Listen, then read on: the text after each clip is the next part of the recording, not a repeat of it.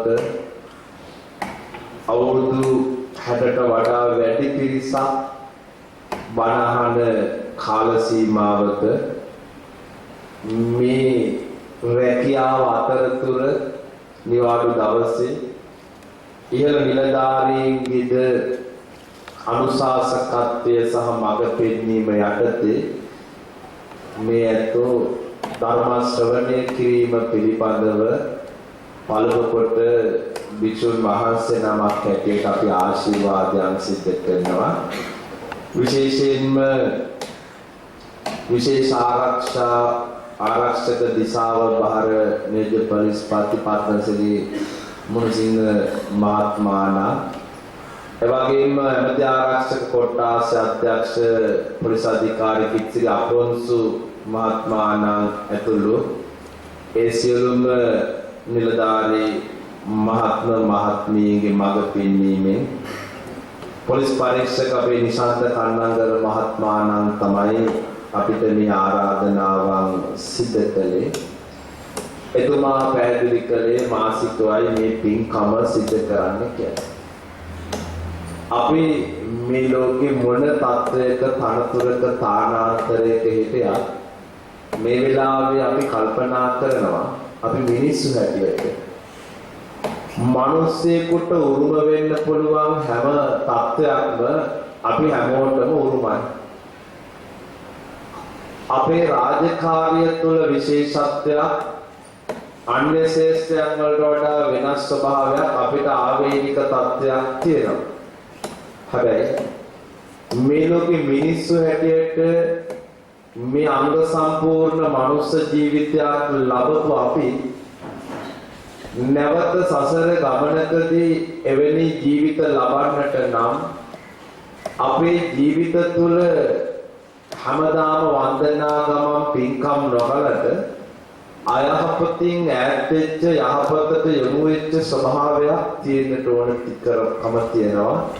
ඒ නිසා ධර්ම අවවාදයන් වල වටිනකම අපි හැමෝටම තියෙනවා.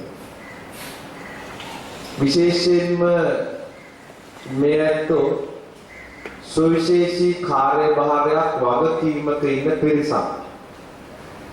මම යන්නේන කොටත් කල්පනා කරන දෙයක් තමයි මට මේ ඇඳුම ඇඳාම දහවල් වෙලාවේදී රස්නයට මේ තියෙන 10ත් එක්ක යම් වෙලාවකදී ශරීරයට අපහසුකමක් තියෙනවා. මේක ඒ තරම් ගොරෝසු නෑ. හැබැයි මේ සමාජ ජීවිතයේදී අපි මේ සිවුර පොරවගෙන ඉන්න ඕන කම තියෙන මොන තත්ත්වයක වුණත් දහඩියක් දැම්මයි කියලා මේක ගලවලා අපිට නිදහසේ ඉන්න බෑ.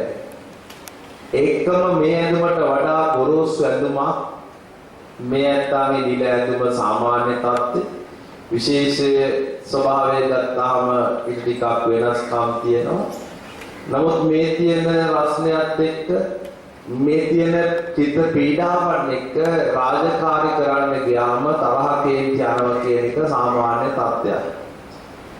ඒ නිසා පාරදී මාර්ගය තුල තමන්ගේ ආරක්ෂාව බාරව මේ නිලධාරී කටයුතු කරද්දී තමන්ගේ රැකියාවත් එක්ක තියෙන වගකීම් දිහා බැලුවාම අපි කොයි වෙලාවකවත් ඔබ සමගව එවැගේම වෙනස් ශ්‍රේෂ්ඨ කෙනෙක් එක්ක කොයි වෙලාවකවත් එහෙම ගැටුමක් ඇත්තේ නැහැ. මොකද සමාජයේදී අපේ රාජකාරී කරද්දී අපේ මනස මූලික වෙලා අපේ හිත හදාගෙන මේ ගමනට යන්න ඕනකම තියෙනවා. පාලන තන්ත්‍රයන් වෙනස් වෙනවා. මේ ඇත්තට අත්දැකීම් තියෙනවා. මැති ඇමතිවරු වෙනස් වෙනවා. ආරක්ෂක ගත්තාම නානත්ත කාය නානත්ත සංඥා මිනිස්සු අනුගමනය කරන ක්‍රියාමාර්ග වෙනවා. සමහරට අපිට ඉච්ඡා භංගත්වයක් ඇති වෙනවා. අපිටත් වඩා වයසින් බාල කෙනෙකුට අපිටත් වඩා සමහර උගත්කමින් අඩු මිනිහෙකුට අපිට මෙවැනි දෙයකදී මැදිහත් වෙන්න කමක් වෙනවය කියලා සමහර වෙලාවට ඉච්ඡා භංගත්වයක් ඇති වෙනවා. අපිට ජීවිතේම තියෙනවා. නමුත් මේවා හැම දෙයක්ම පවපින කියලාම කල්පනා කරන්නේ නැතුව ඒක මනසකින් හොඳින් දරා ගන්න පුළුවන්කම හදාගත්තොත් ඒක මහා වටිනා වගේම අපි කරන දේ අවංකවම සිද්ධ කළොත් එයින් ලැබෙන්න පුළුවන් ප්‍රයෝජනය ඊටාම වැඩි කියලායි මම කල්පනා කරන්නේ. ඒ නිසා අද දවසේ වුණා අපි යමක් අහන්නේ අහන දේ ඊටාම අවංකවම හැඟීමෙන් කරන මේ ලෝකේ ගොඩක් වෙලාවට තියෙන ප්‍රශ්නේ තමයි ගොඩක් දේවල් අපේ සමාජ මිනිස්සු හැඟීමෙන් කරන්නේ නැහැ. ඒ හැඟීමෙන් කරන්නේ නැති වුණාම තම තමන්ට වංක වෙලා ආත්ම වංචාවන් සහිත වුණාම මේ ලෝකේ කිසිවක් තමන්ට නිවැරදිව ඵල දරන්නෙත් නැහැ. ඒ ලාභය ඒ සේවාව ලබන අනිත් ඇත්තන්ට ඒකෙන් පිළිටකුත් නැහැ. හැමතැනම එහෙම තියෙනවා. දැන් මම තාම මේ ධර්මදේශනාවට පෙර මම මේ අවංක භාවය ගැන මෙතන පුංචි අවස්ථාවක් කියන්න. එක මූර්ති ශිල්පියෙක් තමන්ගේ මූර්තිමය හැකියාව පාවිච්චි කරලා දේව රූපයක් නිර්මාණය කරන්න පටන් ගත්තා. දේව රූපේ හදලා ඉවර වෙලා ඒ මිනිස්සයා ඒ වගේ තව ඒහා සමානව දේව රූපයක් අඹමින් හිටියා. ඒ වෙලාවේ මේ දේව රූපේ අඹපු මූර්ති ශිල්පියාගේ මිත්‍රයෙක් ඇවිල්ලා මේ දේව රූපේ අඹන මිනිස්සට කියනවා ඔයා ඇයි මේ එක වගේ දේව රූප දෙකක් අඹන්නේ? එකක් අඹලා දිව තියෙනවා. ඔයා තව ඒ වගේ දේව රූපයක් අඹන්නේ ඇයි කියලා. මෙයා කියනවා මම මේ බිම තියෙන දේව රූපය අඹලා ඉවර වෙනකොට දෙවියන්ගේ නහය ළඟ පුංචි සීරීමක් වුණා. දෙවියන්ගේ නහය ළඟ පුංචි සීරීමක් වෙච්ච නිසා මම ඒ රූපය අඹලා ඉවර වෙලා ඒ වගේ තව රූපයක් අඹන්න පටන් ගත්තා. මිත්‍රය කියනවා ඔය දෙවියන්ගේ නහය ළඟ තියෙන සීරීම ගොඩක් පොඩි. ඒ නැතත් ඔය දේව රූපය අඩි 15ක් විතර උසයි. අඩි 15ක් විතර උස දේව රූපයක් කෙලින් කළාම ඔය නහය ළඟ තියෙන සීරීම පේන්නේ නෑනේ අපරාධනේ තව මහන්සි වෙන්නේ. මූර්ති ශිල්පියෙක් කියනවා. ඒක නම් එහෙම තමයි. හැබැයි මේ දෙවියන්ගේ නහය ළඟ සීරීමක් තියෙනවා කියලා මේ ලෝකෙ දෙන්නේ දන්නවා. එක්කෙනෙක් පිරිමි අඹපු මම දන්නවා දෙවියන්ගේ නහය ළඟ සීරීමක් තියෙනවා කියලා. අනෙක් කෙනා තමයි දෙවියෝ මේක දන්නේ. ඒ නිසා මට මගේ හිතට එකඟව මට අවංකවම මේ රූපය තව කෙනෙකුට වන්දනා කරන්න දෙන්න බෑ. අවංක භාවය හැඟීම ඒ වමනාව ඒ බැඳීම තමන් කරන දේ කොයිතරම්නම් අවංක චේතනාවෙන් ඒ මූර්ති ශිල්පියා සිද්ධ කළාද ඒක අපිට මිල ගන්න පුළුවන් කම.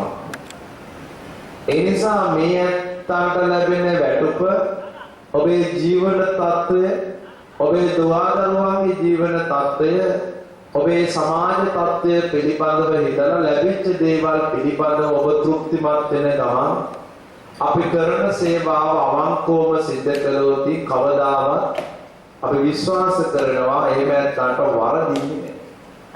මම මාතෘකා කරපු ගාථාව ධම්මපදයේ සුඛ කියන වර්ගයටයි ගාථාවක්. සැප ගැන තමයි මේක කියන්නේ. සුසු කංවත ජීවාම ආතුරේසු අනාතුර ආතුරේසු මනුස්සේසු විහෙරාම අනාතුර.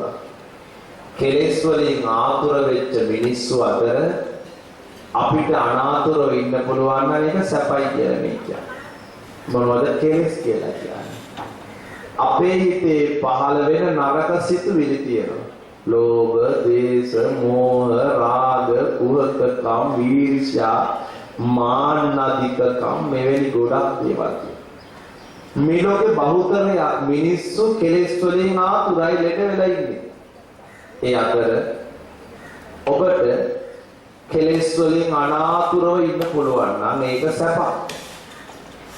බොරු කියන මිනිස්සු අතර අපි බොරු කියන්නේ නැත්තම්, කේලම් කියන මිනිස්සු අතර අපි කේලම් කියන්නේ නැත්තම්, ඊර්ෂ්‍යා කුහකකම් කරන මිනිස්සු අතර අපි එහෙම නොවෙනවා නම් මූණට හමු වුණාම එකක් කියලා ජනකම් ඉඳලා කල්ලි කණ්ඩායම් ගිහලා තව එකක් කියන්නේ නැත්තම් මට එකක් කියලා මම නැතිතර තව එකක් කියන්නේ නැත්තම් මම නොකියුව දෙයක් කිව්වා කියලා මගිනුත් ලාභ ලබලා තව කෙනෙකුගෙනුත් ලාභ ලබන්න මම උත්සාහ කරන්නේ නැත්තම් ඒක සැප. తాවකාලිකව සමහර වෙලාවට අලාභ ඇති. හැබැයි ඒක මගේ ජීවිතේ ගත්තාම මට ඒක සැපතක්. ඒක සැපතක් වෙන්නේ කෙලෙස් වලින් ආතුර වෙච්ච මිනිස්සු අතර අපි අනාතුරයි. මේත් ජීවින සැපවලට අපි කියනවා ගිහි සැප කියලා. භික්ෂුන් වහන්සේලා විඳින සැපවලට අපි කියනවා පැවිදි සැප කියලා. හැබැයි කාලෙකදී සැපයි කියපුවා තව කාලෙකදී දුකයි. කාලෙකදී දුකයි කියපුවා තව කාලෙකදී සැපයි. කෙනෙකුට සැපයි කියපුවා තව කෙනෙකුට දුකයි. කෙනෙකුට දුකයි කියපුවා තව කෙනෙකුට සැපයි. දැන් අපි හිතනවානේ මහලු මඩමක් තියෙන එක මහලු මඩමේ ගත කරන අයට දුක වුණාට සමහරට ඒක පවත්වාගෙන අයට සැපයි. ළමා නිවාසයක ඉන්න දරුවන්ට ළමා නිවාසයේ දුකයි වුණාට සමහර ළමා නිවාස පවත්ත නැත්නම් ඒක සැපයි. අපේ කකුලේ තුවාලේ අපිට දුකක් වුණාට හිතන්නට සැපයි. මේ ජීවිතවල කෙනෙකුට සැපක් වෙන දෙයක් තව කෙනෙකුට දුකක්. කාලෙකදී දුකයි කියපුවා තව කාලෙකදී සැපයි.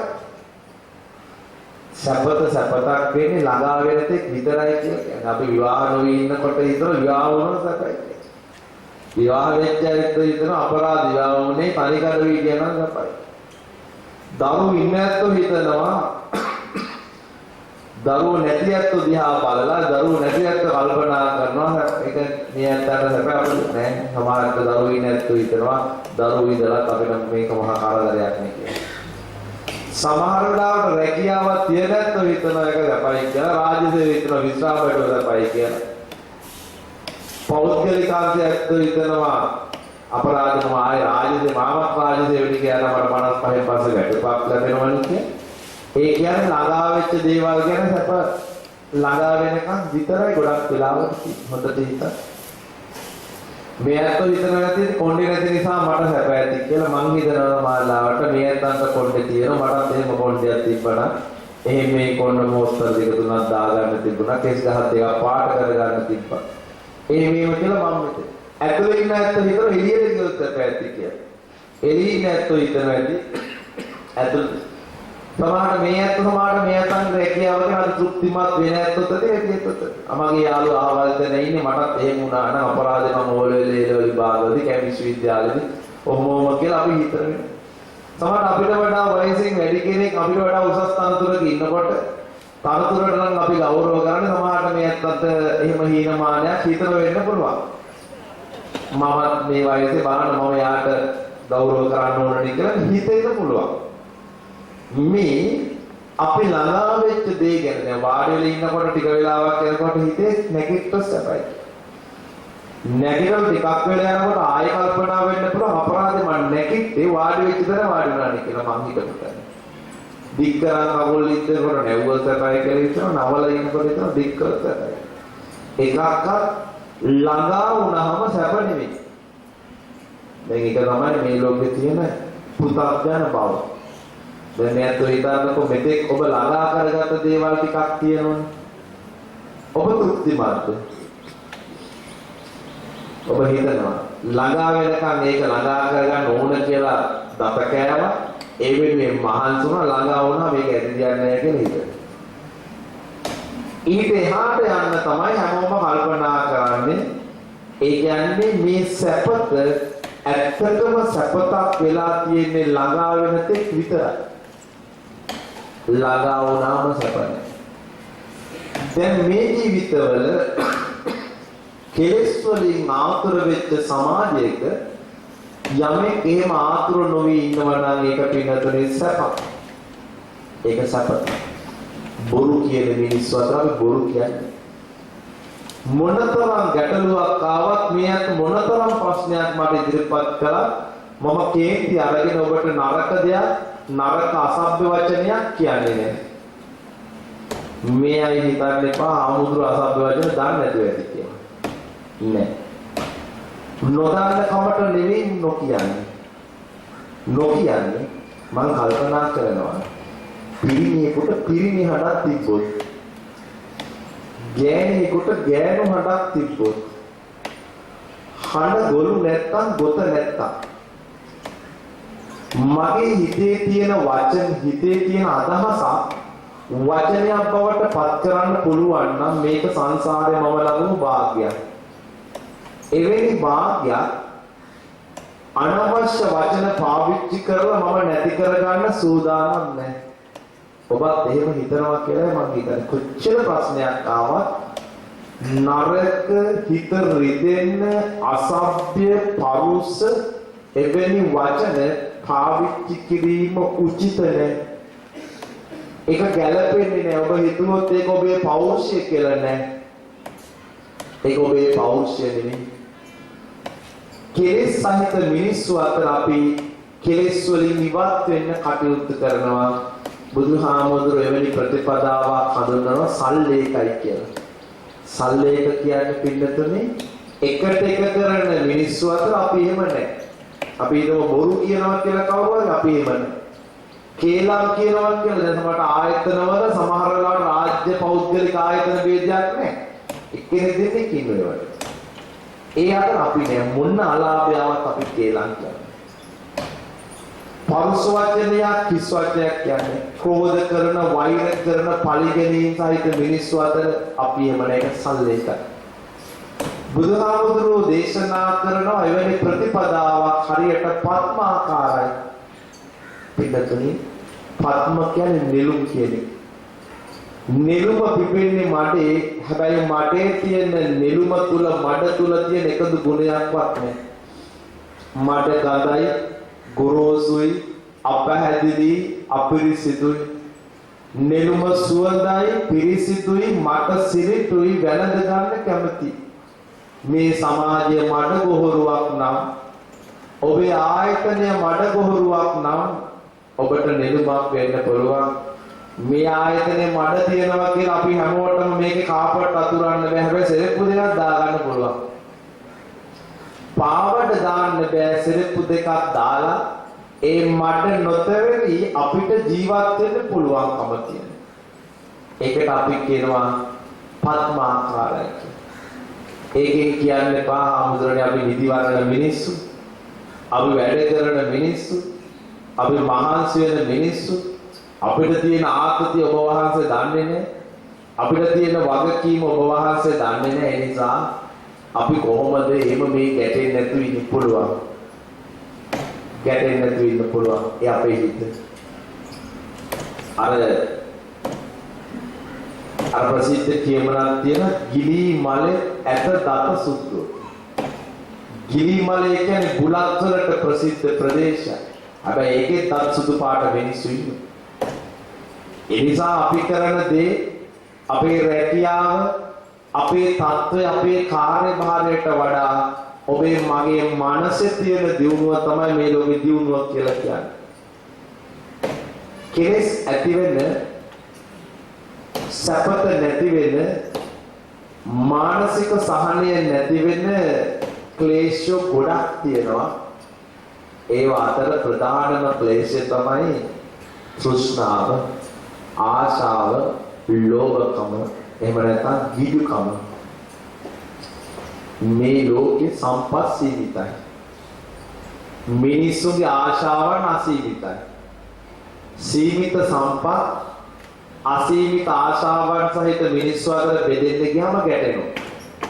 ඔබේ ආයතනයේ මේක ඇති. ඔබේ පොලිස් දෙපාර්තමේන්තුවේ මේක ඇති. පොලිස් දෙපාර්තමේන්තුව විතරක් නෙවෙයි අපි දන්න ගොඩාක් ආයතන මෙහෙම තියෙනවා. දැන් මීට කාලෙක ඉස්සෙල්ලා ඔබේ ආයතන ප්‍රධානත්වයටත් මම හිතන්නේ නම් 3ක්ද කොහෙද යෝජනා වුණා. 3ක් යෝජනා වෙලා එකක් ස්ථිර වුණා. තව ඒක බලාපොරොත්තුෙන් හිටපු අය ඉන්නේ නැති.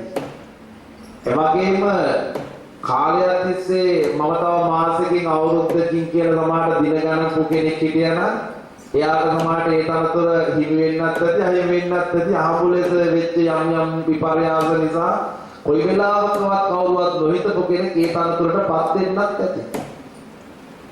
එයි අරමුණු අපිට ඉලක්ක තිබ්බා නමුත් හැමෝම කැමති ඒ තනතුර ගන්න. මම ඇහුවොත් මේක අධ්‍යක්ෂක ධූරයට මේ අය කැමති නැද්ද කියලා අවංකව අපි කවුරුත් කැමති. එහෙම සමහර එක්කෙනෙක් දෙන්නෙක් ඇති වැඩක් නෑ මට මේක ඇති කියලා. නැත්නම් හැමෝම කැමති. පොලිස් පරීක්ෂක ධූරයකට අපේ මේ ඇඳුමේ තියෙන ලාංඡන ප්‍රමාණය වැඩි කරගන්න අපි කැමති. ඒ සම්පත් මේ ලෝකේ සීමිතයි. මිනිසුන්ගේ ආශාවන් අසීමිතයි. සීමිත සම්පත් ටික අසීමිත ආශාවන් සහිත මිනිස්සු අතර බෙදෙන්න ගියාම ගැටෙනවා. ඔබ තමයි ලෝකේ තියෙන ස්වභාවය. සීමිත සම්පත් අසීමිත ආශාවන් සහිත මිනිස්සු අතර බෙදෙන්න ගියාම ගැටෙනවා. බුදුහාමුදුරුවෝ දේශනා කරන අර්ථදණ්ඩ කියලා සූත්‍රයේදී මහණෙනි මට සංසාර ජීවිතේ කලකිරුණා. ඇයි? මේ ලෝකෙ මිනිස්සු තමන්ගේ தත්ත්ව පෙන්වන්න සමාජයේ තමන් අනිත් අයට වඩා ඉහළින් වැඩෙන්න තියෙන උවමනාවට අනේකා පරයමින් විවිධ දේවල් කියලා කේලම් කියලා හිස් වචන කියලා පරුස වචන කියලා මේ ලෝකේ මිනිස්සු තමන් අනේකාට වඩා ඉලිප් වෙන්න කැමති. මට මේ මිනිස්සුගේ මේ දේවල් දැකලා සසර කලකිරුණා. පන්ද මානම් පජන් දිස්වා මච්චෝ අපෝදකේ යත අඤ්ඤමඤ්ඤේ විහාරතේ දිස්වාමම් බයමාවසි. මානෙනි මට සසර කලකිරුණා මිනිස්සු මේ දේවල් දැකලා. හරියට මිනිස්සුන්ගේ මේ තෘෂ්ණාව වතුර මද වලකින මාළු වගේ. වතුර මද වලේන මාළු දඟලනවා පොර කනවා. ඇයි මේ සීමිත වතුර ටික ඇතුලේ තමන්ගේ පණ රැක ගන්න. දැන් මේ අයට මේක හොඳට ළඟින් ඉන්නවා. දැන් නුවරවැවට ගිහිල්ලා අපි දලදා වැඳලා නුවරවැවට කෑම දැම්මෝ. මැණික් ගඟට කෑම ටිකක් දැම්මෝ. බුද්ධරයා වඳින්නගේ පැත්ත මතක් කරන් මුචලින්ද නාදාන්නත් එක්කම තියෙන පොකුරට කෑම දැම්මෝ. මාළු පොර කනවා දඟලනවා. ඒගොල්ලෝ වරල් කඩා ගන්නවා පොරපොත්තු කඩා ගන්න ඇයිනේ. අපි දාන කෑම ටිකෙන් වැඩි කොටස අත්පත් කරනවා. එක්ක බත්තට 10කට. එක්ක පාන් කෑල්ලකට. නැත්නම් ওই තැන්වල තියෙන පොරි විකුණන ওই පොරි පැකට් එක. අපි මාළු දඟලනකොට සතුටුයි දරුවන්ටත් පෙන්නනවා තව තව එතෙන්ටත් දානවා. ඇයි මේ ලෝකේ මේ කවුරුහරි පොර කනකොට තව පිරිසක් සතුටුයි. මම දැක්ක එක තැනක තියෙනවා අපි දැන් මාළුන්ට පාන් දානවා මාළු පාන් කනවා මාළු දන්නවනම් අපි මාළුත් එක්ක පාන් කනවා කියන්නේ ඒ මාළු අපි දාන පාන් කණ එකක් නෑ. එහෙම එකක් තියෙනවා. අර අපි යමක් දිහා එකතු කරලා අපි සතුටක් ලබද්දී සාපිරිසක් දුක් ඇතාට ඒකේ වටිනකමක් නෑ. නමුත් බාහිර වෙන මිනිස්සුන්ට ඇතාගේ දල දෙක වටිනවා. එතකොට ඒ සතාගේ ජීවිතේ නැති කරලා මිල මුදල් වලට මිනිස්සු ඇද්දලා කපනවා. අපේ ස්වාමීන් වහන්සේලා සමහරවිට වැරදි අපේ ගිහියොත් වැරදි. අපි ඇද්දල වලට අපි වටිනකමක් දීලා තියෙනවා. ඇයි අපි අපේ වටාපතර දානවා පන්සලේ දාකරන ටුඩින් දානවා. ඊළඟට විවිධ මෝස්තර වලින් විවිධ පළඳනාවන් හදනවා. සමහර අය මුදු හදන් ඉන්නවා. මම දැක්ක ස්වර්ණවාහිනී ආයතනයේ පැය දෙකක් විතර මිනිස්සේ මහාචාර්යවරයෙක් කියලා ඔය කියන අලිකේදී ආස්වකේදී ඕනෙම මේවයි අපි මේ සත්තුන්ගේ ශරීර අවයව වලට අපි වටින. එතකොට යමක් වුණාම මුල්ම සිරස්තලේ මෙහෙමයි පුකුස්සයි එහෙමයි කියලා මේ පෙන්නුවට වැඩක් නෑ. ඒ වටිනකම් අපි නොදී ඉන්නවා. මාධ්‍ය ඇතුලේ අපේ සමාජය ඇතුලේ ඒවට වටිනකම් දීලා සත්තුන්ගේ දල ගලවලා නියපොතු ගලවලා ඒ සත්තුන්ගේ වලිගේ කෙලි ටික ගලවුවට පස්සේ ඒක මහා ප්‍රචාරයක් ඇටියට අපි මාධ්‍ය පාවිච්චි කරනවා. අපි තමයි මේක ලෝකෙට මුලින්ම කිව්වේ. හැබැයි ඒගොල්ලෝම තමයි ඊට අවුරුද්දකට දෙකකට ඉස්සෙල්ලා මේ සතාගේ දලයට වටිනකමක් දුන්නේ නැත්නම් කොයිද වටිනකම තියෙන්නේ.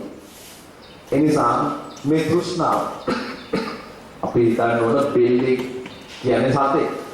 ඒ සතාගේ මලකුණ අයින් කරලා ඒ බෙල්ලේ කට්ට දකුණට කැරකුණාද වමට කැරකුණාද කියලා කියනවා. වාලාපුරයක් කියලා දුන්නේ ඇල්ලුවට සතේගේ නිවහනක් මල කඳ අයින් කරපු මලකුණක් අයින් කරපු කට්ටකින් අපිට කොහෙද ලාභයක්?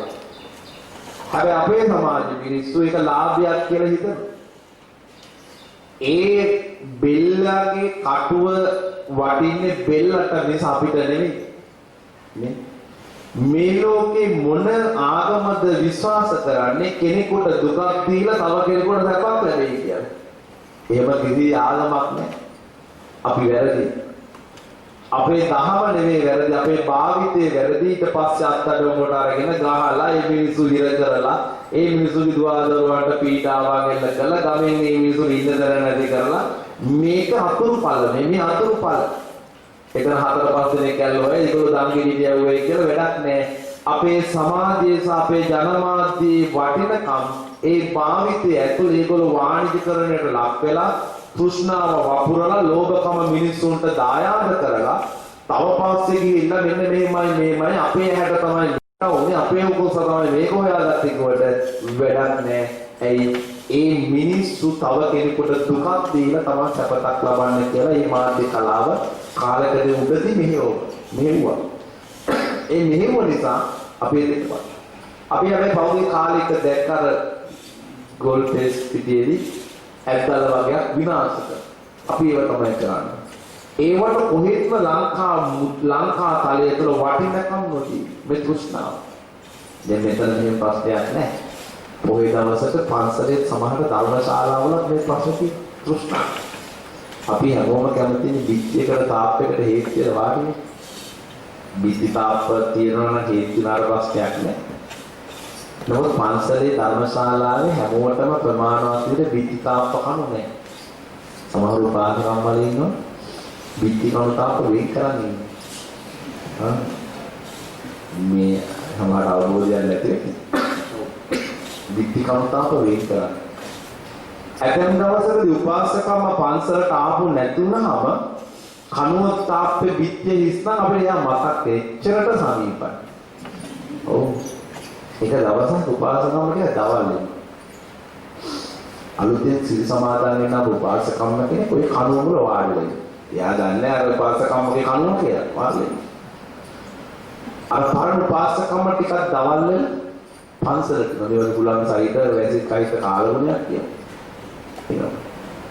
අර අලුත උපාසකම්මට දෙකෙවින උදේ පාන්දර ආව උපාසකම්මත් එක්ක අර පරණ උපාසකම්ම ගැටෙනවා. ඇයි? මම අවුරුදු 10ක් සිල් ගත්ත ඔය කණුව මුල වාඩින ඔය ඇවිල්ලා වාඩි වුණා. සමහර දවස්වල ඒ උපාසකම්ම පාසලේදී කරාබු කුට්ටම ගලවලා එන්නේ. ඇයි කියලා වහම හමුදුරනේ දස සීලවල ජාත රූප රජතනේ කියලා කියනවා. ඇත්තද? මට හමුදුරනේ දරුවෝ ඉන්න දරුවාගේ දරුවෝ නම් ඔක්කොගෙම නිදහස් වෙලා මේ ඉක්මන් භවයකම නිවන් යන්න තමයි හදන්නේ කියලා තමයි උපාසකම්ම කියන්නේ. ඔක්කොම අයින් කරන්න පුළුවන් පාසලේ කණුව හැරෙන්න. දැන් බලන්න තෘෂ්ණා. දැන් නොහිතුවට මේ තෘෂ්ණා. සම්පස්සීමිත. මිනිසුන්ගේ ආශාවන් අසීමිත. අසීමිත ආශාවන් සංතරපණය කරගන්න ගියාම එතන පින්නතොලි ප්‍රශ්න තියෙනවා. අපි හිතනවා සැප කියලා කියන්නේ වස්තුව ගොඩාක් වැඩි වුණාම කියලා අපි ගොඩාක් වස්තු සම්පත් එකතු කරනවා. තෘෂ්ණාව නෙමෙයි තියෙන්නේ. මේ තියෙන තෘෂ්ණාව. වස්තු සම්පත්තිය ගොඩාක් එකතු කරනවා. මේ ලෝකේ ප්‍රිය වස්තු වැඩි වුණාම ඇත්තටම සැප කියලා හිතුවට සැප නැහැ. ප්‍රිය වස්තු වැඩි වෙන්න තියෙන දුක. ප්‍රිය වස්තු අඩු වෙන්න තමයි සැප තියෙන්නේ. දැන් මට ප්‍රිය වස්තු 100යි නම් දුක් 100යි. මට ප්‍රිය වස්තු 50යි නම් දුක් 50යි. මට ප්‍රිය වස්තු 2යි නම් දුක් 2යි. මට තියෙන එක ප්‍රිය වස්තුවයි නම් එක දුකයි තියෙන්නේ. ප්‍රිය වස්තු නැත්නම් දුක නැහැ. දැන් පෞද්ගලික දවස්වල පිළියන්දල ප්‍රදේශයේ මේක දන්නවා. අර ටෙලි නළුවේ සියදි විහානි කරගත්තා. එතුමාට ප්‍රිය වස්තු 2යි. එක ප්‍රිය වස්තුවක් යම් වෙලාවකදී අහිමි වීම කියන එකදී එයා හිතුවා ජීවිතේ වැඩක් නැහැ කියලා. ඉදලක ඉරටයක් කඩනකොට ඉදල වීසි කරන්නේ මිනිස්සු අර තමන්ගේ බලාපොරොත්තුවක් නැති වුණාම ජීවිතේම ඕනේ නැහැ. දැන් මේ ශේෂ්ත්‍රයේ අපි පෞද්ගලික දෙක පොලිස් නිලධාරි මහත්තයෙක් සියදි විහානි කරගත්තා. මේ දරා ගන්න ඕන මනසක් තියෙන නැත්තෝ ජීවිතේ එක බලාපොරොත්තුවක් නැති වුණා කියලා සියදි විහානි කරගත්තා කියන්නේ. හොඳ නැහැ. ඒක සුදුසු නැහැ. ඒක වැඩක් නෑ. ඒක අවශ්‍ය දෙයක් නෙමෙයි. දැන් සමහර ගෙවල් වලට ගියාම පිරිමි ඇතුළේ වල කාන්තායතනේ තරගෙ තියෙනවා. පුටු වල කවර මාරු කරන කාලේ කාට. එතකොට තරගයක් තියෙනවා. ඒ වල තියෙන විනාශිතා තියෙනවා. ඒවයි තරගයක් තියෙනවා. ගෙදර විවිධ ඒවා හදන්න ගියම සමහර ගෙවල් වලට ගියාම ගේ පුරාම පුටු තියෙනවා. ඇතැම් පුටු වල ගෙදර ඇත්තු වාඩි වෙන්නේ නැහැ. පිටින් ඉන්න ඇත්තට වාඩි වෙන්න දෙන්නේ නැහැ. පුටු කකුල් බැදලා ඉටිකොල දාලා පුටු ටික රවුමට තියලා දිනේ ලං වෙන්නවත් බෑ. ඒ පුටු වල කවදාවත් කවුරුත් වාඩි වෙන්නේ. සමහර ඇත්තන්ගේ නිවස මෙට්ටේ ගෙනලා අවුරුදු 10යි. ආසාවට දවසක් නිදාගත්තේ නෑ මෙට්ටේ. ඔව්. මරණ වෙලාවේ මෙට්ටේ මතක් වුණාම ඉන්න මිනිහෙකුට නිින්දකුත් නෑ. ඇයි? කවදාවත් ඒක සැප වින්දනය කරලා නෑ. ඔව්. මේ තෘෂ්ණාව. දැන් මේ තෘෂ්ණාව නිසා තියෙන සැපක් නෙවෙයි දුක. හොඳට හිතන්න. මේ තෘෂ්ණාව නිසා තියෙන දුක. සමහර අයට තියෙනවා තෘෂ්ණාව මට නැති ඒවා අනිත් අයට තියෙන්නේ නැහැ. අනිත් අයට යමක් තියෙනවා නම් ඊට වඩා වැඩියෙන් අඟලක් හෝ වැඩියෙන් මට තියෙන්න ඕන. අනිත් අයට නැති ඒවා මට තියෙන්න පටන් ගත්තාම මිනිස්සු හිතනවා ඒක හොඳයි කියලා. මේ තෘෂ්ණාව. ඒ සමහර අයට තියෙන ප්‍රශ්නයක් තියෙනවා මල් පිපුණට කමක් නෑ අපේ වත්තේ අපේ ගහේ. අල්ලපු ගෙදර මල් ගහේ අපේ මල් ගහේ තරම් වැඩි මල් තියෙන්නේ නැහැ. උදේට මල් දැක්කත් තරහයි. දවල්ට මල් දැක්කත් තරහයි. වැඩපොළටත් ඇවිල්ලා ඉතල දන්නේ නැද්ද වැඩ අපි ගා සින්දුවත් තමයි මල් නැත්තේ බලන්නකෝ අල්ලපු ගෙදර උල ගහලා තොයි හැදිලා තියෙනවා. ගෙඩි හැදුනට කමක් නෑ අපේ වත්තේ අපේ ගහේ. මිනිස්සුන්ට කාශ තියෙනවා. අල්ලපු ගෙදර ගහේ අපේ ගහේ තරම් ගෙඩි බෑ. රැකියාව තියෙන්න ඕන මට මගේ සැමියාට උසස් වීම තියෙන්න ඕන බිරිඳට ඉගෙන ගන්න ඕන දරුවෝ අනිත් අයට බෑ කියලා තමයි තෘෂ්ණාව. එහෙම නෑ මේ ලෝකෙ.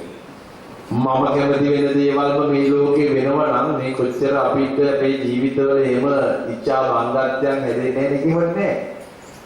මට නැති දෙයක් අනිත් අයට තිබ්බා කියලා මම ලෙඩ වෙන්න ඕන නෑ. දැන් මගේ ඔළුවේ කෙස් නෑනේ. මගේ ඔළුවේ සාට්ටේ තියෙන්නේ. මම හිතනවා මේ ඇත්තන්ගේ ඔළුවේ කෙස් තියෙන නිසා මටත් කෙස් ටිකක් තිබ්බනම් හොඳයි කියලා. සාට්ටේ තියෙන මට කෙස්සක් නෑ. කෙස්ස තියෙන මනුස්සයට නැති බර සාට්ටේ තියෙන මම හදාගෙන ඉන්නවා. හිතලා බලන්න. සමාජයට කාගේ හරි ගියක් ළඟින් යන්න බෑ. ඌල්ලම. කාගේ හරි වාහනයක් දකින්න බෑ. කාගේ හරි දියුණුවක් අහන්න බෑ. නරක වුණොත් විතරයි අහන්නේ හොඳ අහන්නෙම නෑ. ඒකට උදාහරණයක් කියන්න එක ගමක මෙයත් එහෙමයි කියලා මම කියනෝනේ. දරුවෝ දෙන්නයි. එක දරුවේ සාමාන්‍ය පෙළ විභාගයේ ඕල් විභාගයේ ඒ සාමාර්ථ 9යි. අනිත් දරුවට W සාමාර්ථ 9යි. දැන් මුළු ගමේම අය දන්නවා මේ ප්‍රතිඵල. මේ මම හිතන්නේ මෙතන ඉන්නේ ඇත්තටම බහුතරයක් ගම්වල අය. පොද අර අන්තර්ජාල පහසුකම් වලට වඩා ඊට වඩා ඒ තියෙන තෝත්තු වලට වඩා ගම්වල තියෙන සංනිවේදනය බොහොම ප්‍රබලයි. ඒ නිසා ඒ ඇත්තෝ ගමේ මොකද්ද වෙන්නේ දන්න. දෙන්නගේම ප්‍රතිඵල ගමේ අය දන්න හැබැයි ප්‍රශ්නේ තියෙන එක නෙවෙයි. ඒ සාමාර්ථ 9 ගත දරුවගේ කවුරුත් ප්‍රතිඵල අහන්නේ නැහැ. මිනිස්සු කොහොමද? මිනිස්සු කොහොමද? අර W සාමාර්ථ ගත 9 දරුවගෙන් එළව අහනවා. ඇයි ඒ මානසිකව වැටිච්ච දරුවා තවතම වටලා අම්මට රාතර රිද්දලා ඔය කලේ කියලා පෙන්නන්න ඕන අපේ මිනිස්සුන්. ඇදි දෙයක් නැහැ, ඇදි ලාභයක් නැහැ. අම්මලා තර මේ අහිංසක දරුවෙක් මේ මොනවද දන්නවද? නෑ අම්මලා තව හරියට දැන් කලානේ ඔය ඉස්කෝලේට යවුවනේ දැන් ඔය අරගෙන තියෙන්නේ කියලා ඒකෙන් සතුටු වෙනවා. ඔබ එහෙම කරනවා කියලා මම කියන්නේ ඇයි මේ තමන්ගේ කම් අනුන්ගේ කම් කියන ඒවා తాවකාලිකයි. අද මගේ වෙච්ච අය හෙට තව කාගේ හරි වෙන්න පුළුවන්. එහෙම බැරිද? ඔව්. සමහර ඇත්ත කියලා මේ මගේ බිරිඳ කියලා අවුරුදු 10ක්ම පෙන්නගෙන 11 වෙනි අවුරුද්දම නෑ. ඒතර මගේ වෙච්ච අය මගේ සැමියා කියලා කියන එහෙම නැත්නම් ඔව් ඊට පස්සේ ජන්මාන්තර වයිද? ඔව් මේ මගේ කියනවා తాවකාලික. තමන්ගේ කම් අනුන්ගේ කම් කියන එක తాවකාලිකයි. එතකොට මගේ කියපු తాවකාලික දෙයක් නිසා මම හිත නරක කරලා අනේ මුණානේ කියලා එහෙම හදාගන්නේ කොහොමද? මේ සතුට තියෙන්නේ සැනසුම තියෙන්නේ මේ වස්තු වලවත් එකතු කරගන්න දේවල් වල අපේ පඩියවත් නෙවෙයි. මේක රජ කෙනෙකුට ඕන කරලා ඒ රටේ සතුටින් ඉන්න මිනිස්සයා තමන් වෙන්නේ.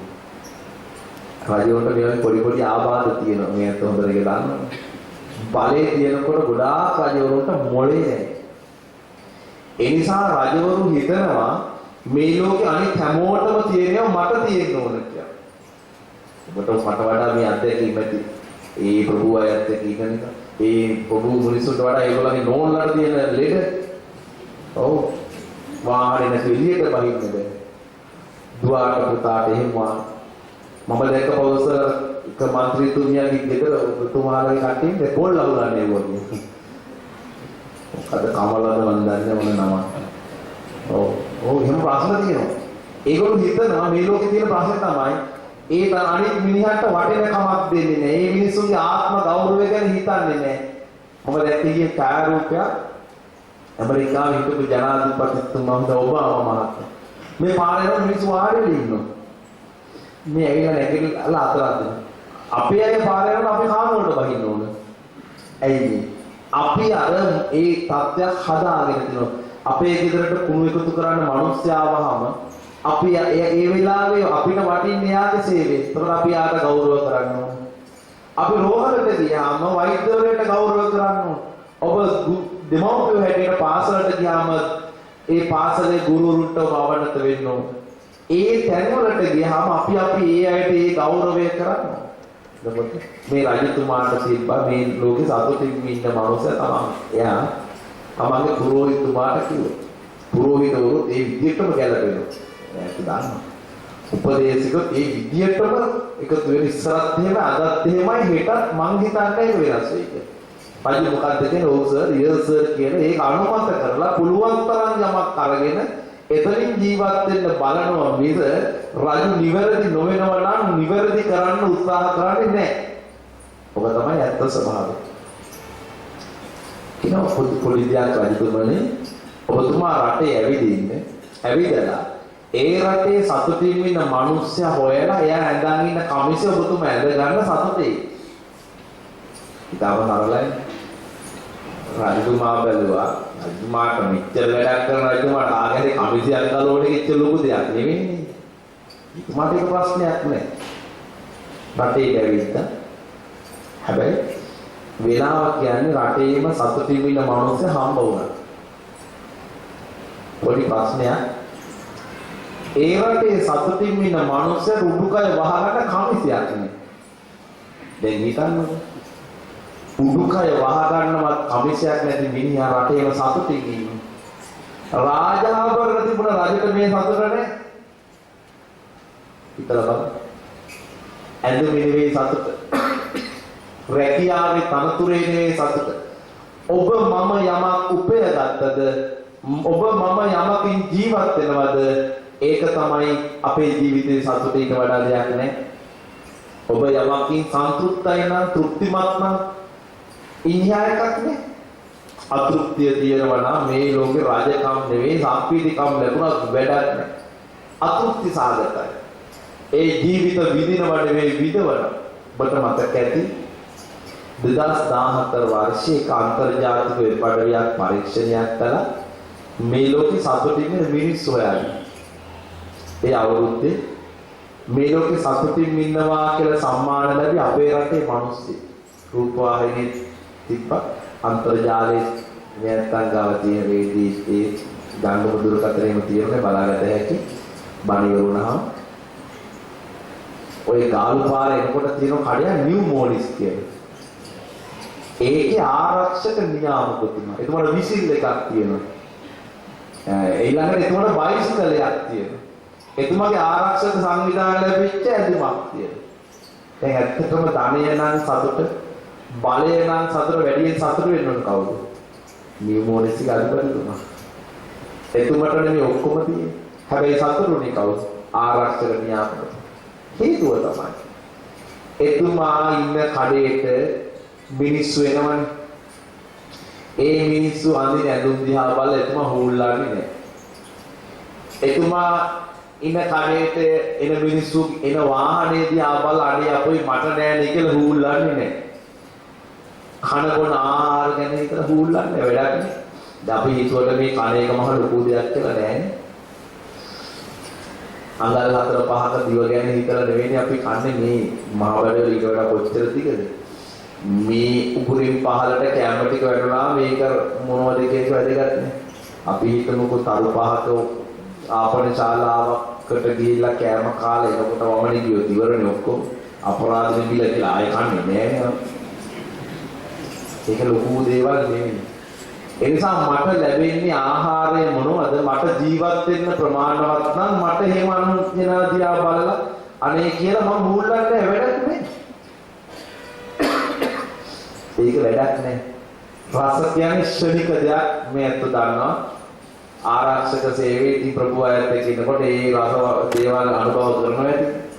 ඒක ලොකු දෙයක් නෑ. සමහර ඒවා රසයව කෑවම දිරවන්න බැරි වෙනවා. ඔව් එහෙම තියෙනවා. අපි අබෝධ්‍යවල දැන් සමහර රසයව කරලා දිරවන්න බැහැ මිනිස්සුන්. එහෙම නෙමෙයි. එහා මේකේ ඇති දෙයක් නෑ. හැබැයි මට ලැබෙන දේ පිළිබඳව තෘප්තිමත් අන්න එතුමා තෘප්තිමත්. ඒ විතරක් නෙමෙයි. මානසිකව කවුරු හරි සතුටින් ඉන්නකොට ඒක ශාරීරිකව පේන්න ගන්නවා.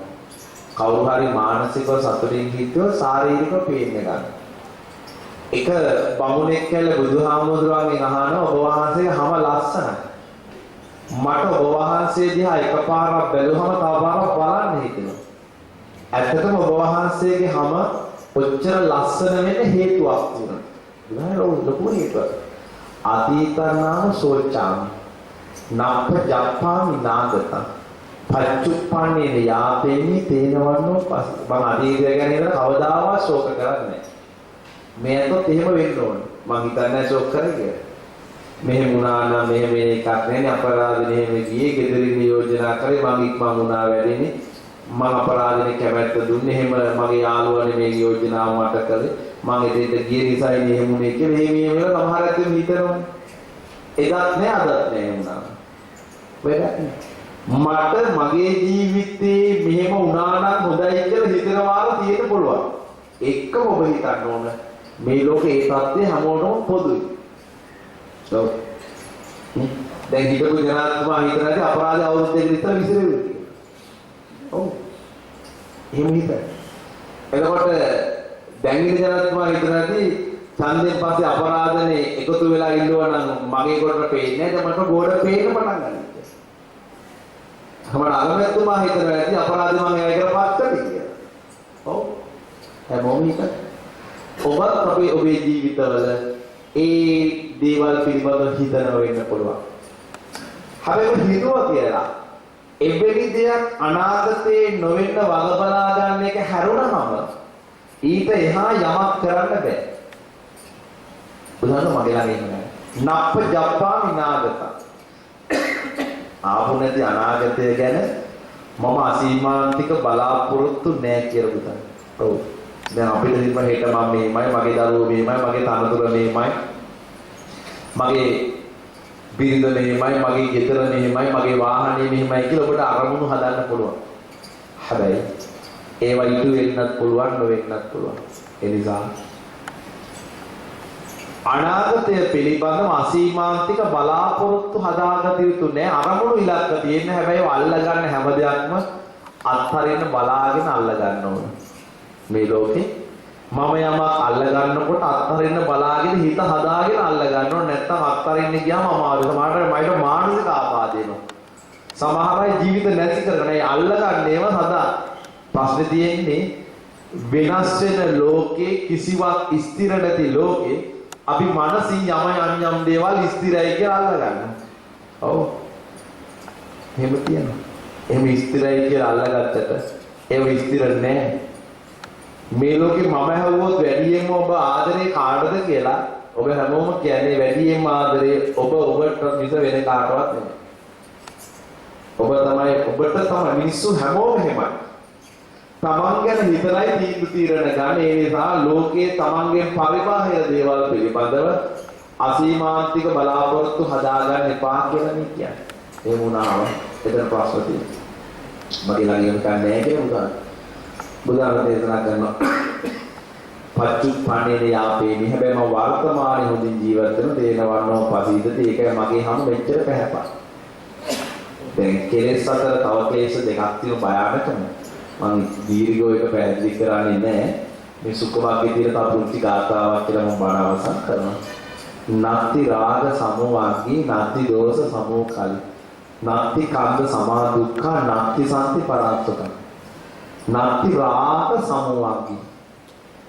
රාගය තරම් ගින්නක් මේ ලෝකේ නැහැ කියලා මේ කියන්නේ. ගින්නට හොඳ දේවලුත් පුච්චනවා නරක දේවලුත් පුච්චනවා. මම පහුගිය දවස්වල මේකට අපි දැක්කා.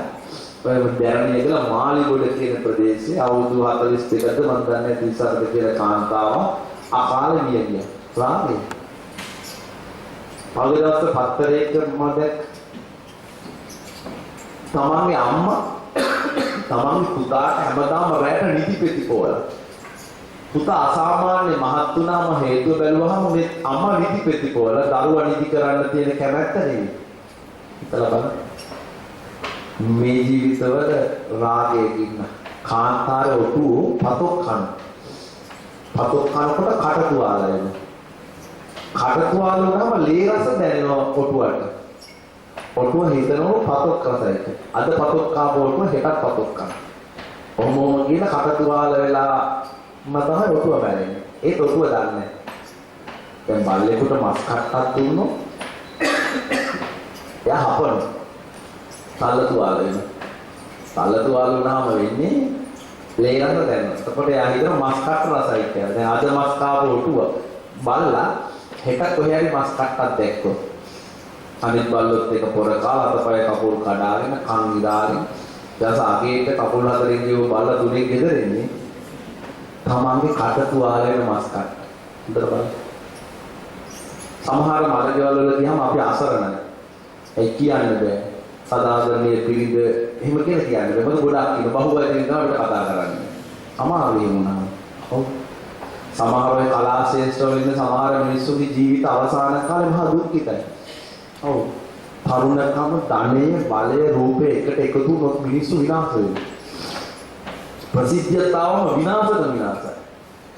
මේක ඔක්කොම එකතු වුණාම හිතනවා මේක තමයි ලෝකෙ කියලා. මම දැක්ක පෞද්ගලිකව සමිතායරන්තු මුළු කොටු මහත්මිය පත්තරේට කියලා තියෙනවා ඉන්ටර්විව් එකක්. අපි දෙන්න අතර නොගැලපීම් නොතිබුණා නම් තාම එකට කියලා.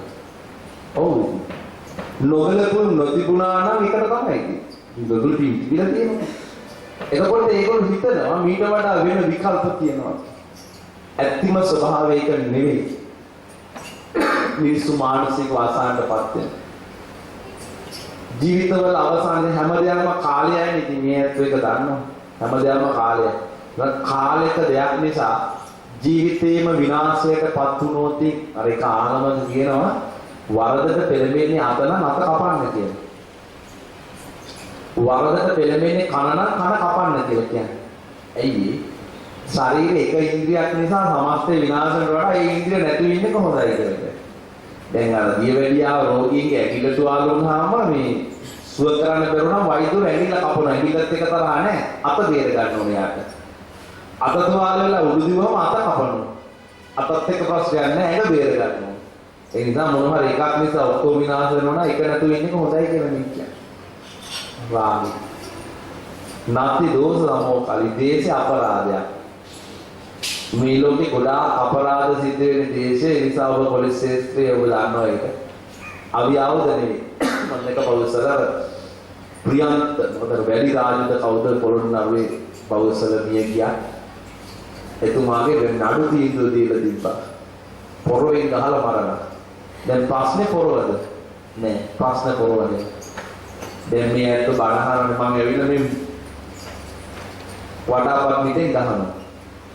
ඔබ යෝජනා කරනවා හාමුදුරු බණට වැඩමුවට කවන්නේ වටාපත් දෙන්න එපා. ඇයි මිටෙන් ගහනවා කියන්නේ. දැන් මම මේ මිටෙන් ගැහුවට මේ ඇත්තන්ට බණ කියන්නේ අනිත් හාමුදුරු ඔබට මිටෙන් ගහන්නේ නැහැ. දැන් ප්‍රශ්න තියෙන වටාපතේ මිටේ නෙවෙයි මං හිත. දැන් ගෙදර මොනවා හරි ප්‍රශ්නයක් කරලා දුවනියක් මෝල් ගහ කරන කාටද ගහනවා. අපි යෝජනා කරනවා මෝල් ගස් තහනම් කරන්න කියලා. හේතුව තමයි දැන් කොහොමද මෝල් ගස් වංගිරි පාවිච්චි කරන්නේ නැති නිසා තහනම් කරන්න ඕනේ. එතකොට ගහන එකක් නැහැ. කොස්තල් වෙන්න බැරිද? ඉදල අහු ඉලපත ඒත් අහු ප්‍රදේශයේ තියෙන මිනිහා ගහනවම තමයි. ඒ නිසා මේ ලෝකේ අපරාධ සිද්ධ වුණා නම් සිද්ධ වුණේ අවියාවදනේ. මම එක නරුදීදුවක් කිව්වා මේ ප්‍රසිද්ධ ක්‍රිකට් ක්‍රීඩකේ මම හිතලා උඹලා මම නම්මත කරේ ඔබතුමාට දන්නවනේ වංගෙඩියක් මිනි මරයි කියලා. එයාගේ බිරිඳ මරලා තියෙන වංගෙඩියේ නඩුදීදුව දෙන වංගෙඩියක් මිනි මරයි. වංගෙඩිය මිනි මරන්නේ නැහැ. මිනිහගේ කොරාගය මූලික වෙලා එහෙම නැත්නම් ද්වේෂය මූලික වෙලා එහෙම නැත්නම් මේ දෙකම මූලික වෙලා තමයි මනුස්ස ඝාතනයක් සිද්ධ වෙන්නේ. හිතවත් දැන් අපේ දරුවෙක් අපේ ගෙදර ඉවිත්‍යක් කුඩු ගෑවා කියලා ඔබට ගහන්න හිතනවද? නෑ. ඒතර මෛත්‍රියක් කියන බල්ලපු ගෙදර දරුවෙක් ඔය වැඩේ කළොත් ඔබට තරහක් එනවා. ගහන්න ඕන නම් නිකන් හරි දත් පිටි ගන්න. ඒයි ඔබට මේ මොහොතේ දරුවා පිළිබඳව මගේ නොවන කියන පවතියේ අපේ සමහර මිනිස්සු පොදු දේපල විනාශ කළාට ගෙදර ගිහලා පුටුවක්වත් ඇඳක්වත් නවන්නේ. එයි මේ. ඒ මගේ කියන හැකියාව තියෙනවා. ඔව්. තමයි අපි දැන් අපේ පාසල ගන්නකො පාසලක පන්ති කාමරේ වලවල් ගොඩක් තියෙන සමහර. මේ හදන මේ හාරනවා. හාරපු විදිය හොයන්න බෑ. පුටු නවල තියමු නවපු විදිය හොයන්න බෑ. හැබැයි නවල තියෙන. හැබැයි ඒ දරුවා ගෙදරද වැඩේ කරන්නේ. ඇයි අපේ හැංගීම ආවේ? ඒ හැංගීම අපි තුල නැහැ. ඒ හැංගීම අපි ළඟ නැහැ. ඒ නිසා අපි කොච්චර දැන් දැන්වල තියෙන මේ කැමරා වලින් පරිසරවල තුන යන ගම වාහනේ වීදුරුව පහත් කරලා පොඩි විසික් කරන්නේ. අපේ ගෙදරට ඕන නැති කුණු අල්ලපු ගෙදර මිනිස්සු මහාමාගේ ඉන්න මිනිස්සුන්ට ඕන කියලා හිතන ආත්මාර්ථකාමීව ඇයි ඒතර තියෙන තරහක් වෙච්ච. තමන් කියන මෛත්‍රියක් නාත්ති දෝෂ නාත්ති කන්ද සමාදුක්ඛ. මේ පංචස්කන්ධය දුක. ඒකෙන් කියන්නේ නෑ ඔබ නාන්න ඕනේ කොණ්ඩේ පීරන්න ඕනේ හොඳට අඳින්න එපා පළඳින්න එපා එහෙම එකක් නේ දත් එක මදින්න එපා කියන්නේ මේ කියන්නේ මේ ජීවිතේ ඇත්තටම ගත්තොත් කන පිට හැරෙවොත් දුක ඇති දෙයක් නෑ දැන් ඔබේ හිතපු ආලෝස බලන්න විශ්‍රාම යනකොට ඔච්චර කාලෙදි කියලා නිකන් හදලා බලන්න ඒක දවස් ගානේ වැඩි කරලා බලලා දවසට වේ දෙකක් කෑවොත් ඒ ඉන්නකොට කොටව කොච්චර ඔබ කයිද කියලා හිතන්න නිකමට හිතන්න තවත් අවුරුදු 10යි නම් 365 10න් වැඩි කළාම දාන එනවා. ඔබ දවසට මේ දෙකක් කෑවොත් ඒක දෙකෙන් වැඩි කළාම ඔබ ඉස්සරහට කන්න පුළුවන් වේල් දාන එනවා. සමහරලාට ඊටාම අඩු වේල් 10000ක්වත් නැහැ. වේල් 15000ක්වත් නැහැ. මේක දුක. ඔබට මම මේ යෝජනා කරන්නේ තොරන් බලන්න එපා කියලා නේ තොරන් බලන්න ඕන. තොරණ බලලා ඉවර වෙනකොට තොරණේ පිටිපස්සත් බලලා ඉන්න ඕන. එතන තමයි ඇත්ත තියෙන්නේ. පුවක්ලා සිංගල යකඩ කුරු ඉඳලා දැන් නම් එහෙම මෙහෙම වයර් ඇතර ලොකු රෝලක් කරන සද්දයකට එක කැරගෙනවා අපිට තොරණ අපේ ජීවිතවල ඇත්ත ඕක. අපි මේ හැඩ වැඩ දාලා මතු පිටින් තිබ්බට අපි මේ hina වෙලා හිටියට මේ ජීවිතවල ඇතුළ තොරණ පිටිපස්ස වගේ. හිතලා බලන්න. වයර් ඇදලා අපිට හොයාගන්න බෑ. අගක් මුලක් නෑ ඔළුව අපිට කකියන්න අල්ලන එක දැක්කම එහෙම. මේවා සැප කියලා හිතුවට ඇත්තටම සැප නෙවෙයි. දැන් හිතන්නකෝ 10ට බලනකොට විනාඩි 2-3කින් මම බලන් ඉවරයි. ඔබ පැයකින් වයසට ගිහිල්ලා. ගෙදර ගියාම කවුරුත් කියන එක නෑ වයස පාටයි කියලා. හැබැයි මේ පැය තමයි ඔබ හැම වෙලාවෙම වයසට ගියේ. සැපේ නම් පුංචි කාලේ අපි හිතමුකෝ දැන් සැප නම් වෙනස් වෙන්න බෑනේ. වෙනස් වෙලා තියෙන ඔබ ඔය පුංචි කාලේ ඡායාරූපයක් කරන් බලන දැන් තියෙන රූපෙත් එක කොච්චර වෙනසක් තියෙනවද කියලා. විවාහකයට නිකමට බලන මංගල රූපේ දැන් රූපේ සමහරලාට මේ රූපේ දාලා තිබ්බම සමහර මංගල්‍ය කෙරෙන්නේ ලොකු වෙනසක් තියෙනවා. පොඩි කාපු කාලේ කාපු සමහර ආහාර අද කන්න බෑ. දැන් සීනි කාපු කෙනෙකුට දියවැඩියව නම් සීනි කන්න බෑ. පේර කාපු කෙනෙක්ගේ දත් හැරිලා නම් පේර කන්න බෑ. එක්ක පේර කන්නේ නැත්නම් දත් නැහැ එක්ක දත් දෙකයි තුනයි එහෙම නැත්නම් අලුතෙන් දත් ටිකක් දැම්මා රුපියල් 70කට පේර ගෙඩියක් නිසා දත් ටික හලා ගන්න ඕනේ නැහැ ඒ නිසා පේර කන්නේ දැන් කණ එක සැපක්ද නැහැ අපිට නම් ටිකක් හරි සැපයි ගෙදර අම්මට මේ සැප නැහැ උදේ උයන දවල් වල රැට වෙන. නිදන එක සැපයි දෙන්නේ නිදිමත නැත්තම් අපි කවුරුත් නිදන්නේ නැහැ. නාන එක සැපයි දෙන්නේ කොච්චර නෑවත් හෙට නානකොට ආයෙ කුණු තියෙනවා ගඳයි. ගඳ නිසා නම් නානේ කුණු නිසා නම් නාන්නේ සැපනේ. පයින් යන බැරි නිසා නම් වාහනයක් යන ඒව සැප නෙවෙයි පහසුකම් ටික වාහනයක් ගත්තාම තියෙන අලාභ ටික මේකට ගන්න. ඒක වාර්ෂිකව ව්‍යාපාරික කරන්න ඕන, රක්ෂණය කරන්න ඕන, රෝද දාන්න ඕන, තෙල් දාන්න ඕන. ඒක නැවත කිලෝමීටර ගානෙන් ඒක නැවත ප්‍රතික්‍රියා කරලා හදන්න ඕන. ඔහොම ප්‍රශ්න ගොඩක් සැපනේ. විදින හැම දෙයක්ම දුකයි. ඒ අතර සැපක් තියෙනවා. ඒක බුදුහාමුදුරුවෝ දේශනා කරනවා නිවන් සැප කියලා. ඒක අවේදිකයි විදිනේව වෙනස් වෙනකොට දුකයි වෙනස් නොවන දෙයක් නම් ඒකේ සැපක් හෝ දුකක් නැහැ. මේ தත්වයට හිත හදාගන්න අපිට මේ රැකියාව තුළ මේ ශේෂ්ත්‍රයන් තුළ අපිට කටයුතු කරන්න පුළුවන්. බුදුහාමුදුරුවෝ ගන්නපු ජීවන වෘත්ති අතර රාජ්‍ය සේවය ආරක්ෂක සේවය උතුම්. අපි හැම දෙයකම අපිට පින් වැඩෙන්න පුළුවන්, පින් අත්පත් කර ගන්න පුළුවන් වගේම ඒ හැම දෙයකින්ම අපිට පවපුරව ගන්නත් පුළුවන්.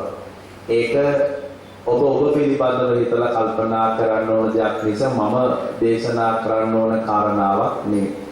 මම පෞද්ගලික දවස්වල එක වෛද්‍යවරයෙක් බැලුවා.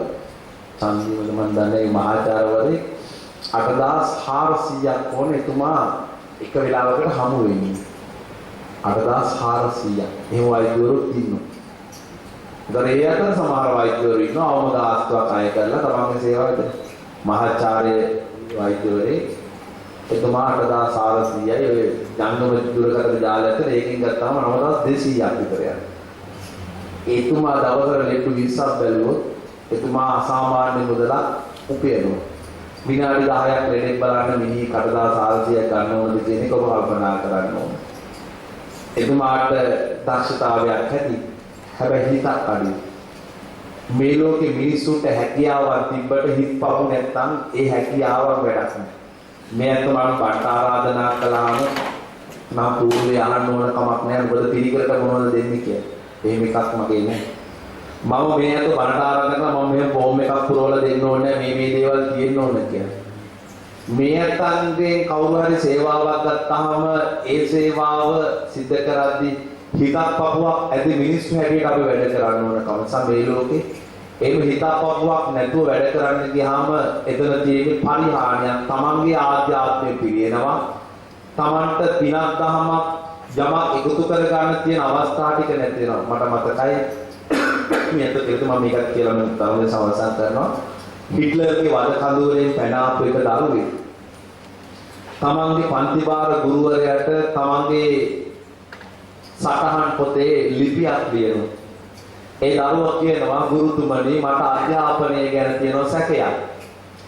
මම හිට්ලර්ගේ වද කඳවුරෙන් පැන ආපු දරුවෙක්.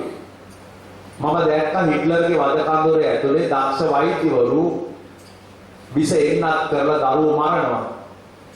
මම දැක්ක දක්ෂ ඉංජිනේරුවරු ගෑස් කුටි හදලා මිනිස්සු ඝාතනය කරනවා. මම දැක්කා උපාධිධාරී හෙදියෝ පුංචි දරුවෝ මිනිස්සු ඝාතනය කරනවා. අපි අධ්‍යාපනය තුළ මේ ලෝකයට දායාද කරන්න ඕනේ ඒ වගේ අමනුෂ්‍යයන්ද කියලා තමයි මේ දරුවා ප්‍රශ්න කරන්නේ. වෛද්‍යවරයාගේ දැනුම හොඳයි හැබැයි ඒ දැනුම පාවිච්චි කරන්න ඕන මිනිස්සු සුවපත් කරන්න මිස ආර්ථික වමනාකම් මත හෝ මිනිස්සු විනාශය කරන්න නෙමෙයි. ඉංජිනේරුවගේ දැනුම හොඳයි හැබැයි මේ ඉංජිනේරු දැනුම අපි පාවිච්චි කරන්න ඕනකම තියෙන්නේ ඒ ඉංජිනේරු ශාස්ත්‍රය තුළ මිනිස්සුන්ට යහපතක් මේ අපි හැමදේම කරන්නේ මිනිස්සුත් එක්ක මිනිස්සුන්ට යහපතක් කරන්න උපාධියක් මිනිහෙක් පාවිච්චි කරන්න ඕන සමාජයට දායාදයන් එකතු කරන්න මිස තමන්ගේ බඩවියත රැකගෙන සමාජයට අයහපත එකතු කරන්න නෙමෙයි ඒ නිසා උගත්කම් අධ්‍යාපන මට්ටම් ඒ දැනුම මිනිස්සු පාවිච්චි කරන්නේ නරකට නම් ඒක තමයි අපි සාහසික දැනුම කියලා කියන්නේ හොරෙක් මේ අතු දුක් මහන්සලා වැඩ කරනවා. අපි කියනවානේ දහඩිය වගුරුව ජීවත් වෙනවා. දැන් හොරෙක්ට ගයක් කරනකොට දාඩිය දාන්නේ නැද්ද? දාන. එක්ක බයට එක්ක මානසික. එතකොට අපිට අර්ථ විවරණය කරන්න බෑ. යාත් දහඩිය වගුරුවන යාට කියනවා ස්වාමීනි මා දහඩිය වගුරුවන කරන්න හම්බදල කියලා. ඔව්. ඒ දහඩිය වැගිරීම ශ්‍රේෂ්ඨ නැහැ. ඒ දහඩිය වැගිරීම හොරකමක් වෙනුවෙන් නම් කළේ. එවැනි දහඩිය වැගිරීමක් අපි අනුමත කරන්නේ නැහැ. ඒ නිසා දැනුම හැකියාවන් උගත්කම් තමන් සිත කරද්දී ඒක ප්‍රඥා ගෝචර හදවතක් තියෙන දැන. හිට්ලර් කියන්නේ දක්ෂ සංවිධායකවරයෙක්. එතුමාට දක්ෂ හැකියාවන් තිබුණා. එතුමා නිර්මාංශී කෙනෙක්. එතුමා බහුභාග සේවනය කළේ නෑ සමහර නායකයෝ වගේ. එතුමා මත්පැන් පාවිච්චි කරපු මිනිහෙක් නෙමෙයි. හැබැයි හදවතක් තිබෙන්නේ. අද දුන්නත් ඔබට හිට්ලර් රඟපාපු හිට්ලර් වගේ තියෙන චිත්‍රපටයක ඔබ දාගෙන පුළුවන් හිට්ලර්ගේ හැසිරීම මොනවද? හදවතක් නැති මිනිහෙකුට, හදවතක් නැති පුද්ගලයෙකුට මේ ලෝකේ අනිත් දිහාට සේවාවන් කරන්න අමාරුයි. අනිත් හැම දෙයකින්ම වැළකුණා අර හදවතක් නැති වුණා මෙතන ලොකු ප්‍රශ්නයක් කියන නිසා මේ අතෝ මහ ජනතාවත් එක්ක ගැටෙන ඇත්තට Taman නිවැරදි වෙලා ජීවත් වෙනවා වගේම ඔබේ සේවාව තෘප්තිමත් තැනකටපත් කරගන්න ඕනේ. සදා මේ දාම මහ ගෝසුවක් ඖෂධයක් වේවා කියලා අපි ප්‍රාර්ථනාවන් සිදු කරනවා. විශේෂයෙන්ම මේ පින්කමේ ආරමුණ හැටියට තබා ගත්තේ ඇමති ආරක්ෂක කොට්ටාශයේ නිලධාරීන් සහ නිලධාරීන්ගේ ආධ්‍යාත්මික වර්ධනය සිදු කිරීම ආරමුණින් ඇමති ආරක්ෂක කොට්ටාශයේ රාජකාරී ඉදිරිසිටි මියගිය නිලධාරීන් හට පින්දීම සහ රාජකාරී එදිස්න සියලුම නිලධාරීන් හට ඔවුන්ගේ පවුල්වල සියලු සමාජිකයන්ට සෙත් ප්‍රාර්ථනා කිරීම. සංවිධානයේ සිට කරපු සියලුම ඇතන්ට නියෝජ්‍ය පොලිස්පති පද්මසිරි මුණසිංහ මහත්මයා, එවැගේම පොලිස් අධිකාරී කිත්සිරි අපොන්සු මහත්මයා ඇතුළු සුබසාද පොලිස් අධිකාරී පරිපාලනතුමා, සහකාර පොලිස් අධිකාරී සුබසාතුමා ඇතුළු නිවේදිත නිලධාරීන්ගේ ස්ථානපති ඇමති ආරක්ෂක කොට්ටාස උපදෙස් අනුව තමයි පින්කම කළේ. නිශාන්ත කන්නංගර මහත්මයා ඇතුළු පින්තුනේ අපිට ආරාධනාවන් සිදු කළේ. ඒ සියලුම නිලධාරී මහත්මයන්ගේ බලාපොරොත්තු ඒ ආකාරයෙන් ඉෂ්ට සමෘද්ධිමත් භාවයටපත් වේවා. විශේෂයෙන්ම මියගිය සියලුම මේ නිලධාරී මහත්මීන්ගේ ඥාතීන් වගේම මේ සියලුම නිලධාරීන් ගේ දෙමව්පියන් ඇතුළු කොට මේ කියපු සියලුම ඥාතීන් එවැගේම රට වෙනුවෙන් බොහෝ කැපකිරීම් සිදු කරපු අපේ සියලුම ආගම් ભેදයකින් තොරව සුජාත ලාංකීය සියලුම ඒ සේවාවන් සිදු කරපු ඇත්තන්ට මේ උතුම් පින් ඒකාකාරව අනුමෝදන් වේවා. නිදුක් වේවා, නිරෝගී වේවා, සුවපත් වේවා, දීර්ඝායුෂ ලබා ගනිත්වා කියලා අපි ප්‍රාර්ථනාවන් සිදු කරනවා. මේ සියලුම පින්කම් වලට දායකත්වයේ දක්වපු සහ සම්බන්ධ වෙච්ච ඔබ හැම කෙනෙකුටම මේ උතුම් පින් ඒකාකාරව පීඨීමෙන් ඔබේ රැකියාව තුළ කිසිදු කාය චිත්ත පීඩාවකින් තොරව කටයුතු කරන්න අවශ්‍ය ශක්තිය නොඩුව ලැබේවා. සියලුම දෙවියෝ ආරක්ෂා කර ගනිත්වා. පතන බෝධියකින් උතුම් නිවන් සම්පත් ලබා ගනිත්වා කියලා සාදු කියලා ප්‍රාර්ථනාවන් සිදු කරනවා. එවැගේම ලෝකයක් සම්බුද්ධ ශාසනයක් අපවත් ආරක්ෂා කරන සියලුම අල්පේ ශාක්‍ය මහේ ශාක්‍ය දෙවියෝ මේ පින් අනුමෝදන් වෙත්වා. ඔවුන්ගේ දිවිසුරු වඩා වර්ධනය කර ගනිත්වා. පතන බෝධියකින් උතුම් නිවන් සම්පත් ලබා ගනිත්වා කියලා සාදු කියලා ප්‍රාර්ථනා කරා. දෙවියන්ට පින් දෙමු. ආකාශට්ටා ච බුම්මට්ටා දේවා නාග මහිත්‍තිකා පුඤ්ඤන්තං අනුමෝදිत्वा චිරන් රක්ඛන්තු ලෝක සාසනං. ආකාශට්ටා ච බුම්මට්ටා දේවා නාග මහිත්‍තිකා පුඤ්ඤන්තං අනුමෝදිत्वा චිරන් රක්ඛන්තු ලෝක සාසනං. ආකාශට්ටා ච බුම්මට්ටා දේවා නාග මහිත්‍තිකා පුඤ්ඤන්තං අනුමෝදිत्वा චිරන් රක්ඛන්තු ලෝක සාසනං. වන්දනා කරන්න. අභිවාදන සීරිස නිච්ඡං වතාපචායිනෝ සද්ධාරෝ ධම්මා වඩ්ඩන්ති ආයුවන්නෝ සුඛං බලං ආයුරාෝග්‍ය සම්පatti සග්ග සම්පatti මේවච්ච අතෝ නිබ්බාන සම්පatti විනාතේ සමිජ්ජතු සුදිනාත සම්මා සම්බුද්දස්සමි.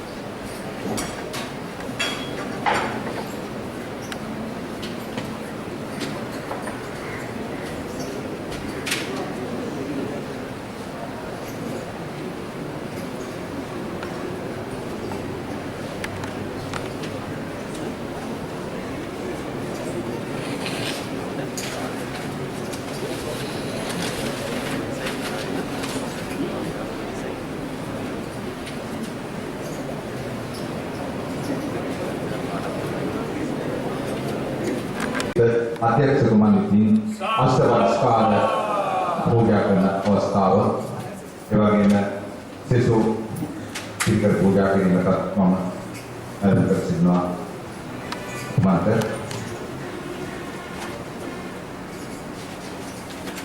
අද උතුම් පොහොය දින දවසේ